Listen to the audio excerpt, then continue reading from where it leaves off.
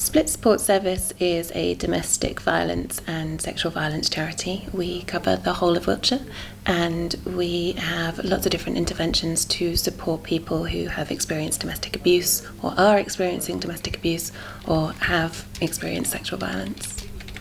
I think that domestic violence is something that people don't necessarily talk about. It's a hidden crime, it's a hidden injustice, and the effects afterwards are often misunderstood.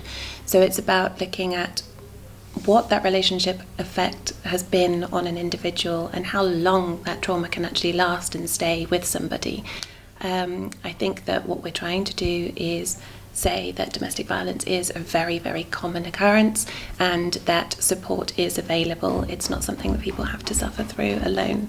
So our service is open and we take referrals and we will try to find the best support for that person in their experiences.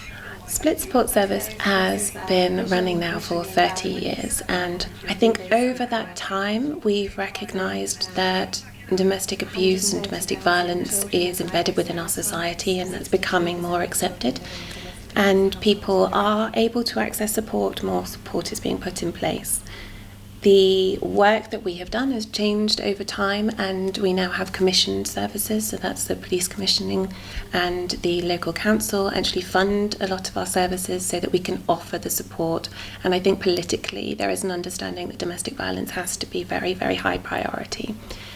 In terms of domestic abuse and domestic violence, there's a better understanding that it can be perpetrated in many ways. Domestic violence isn't only physical violence, it's also coercive abuse, it's emotional, it's manipulative and controlling behaviours, and the effects are being recognised on individuals now, and that support is in place.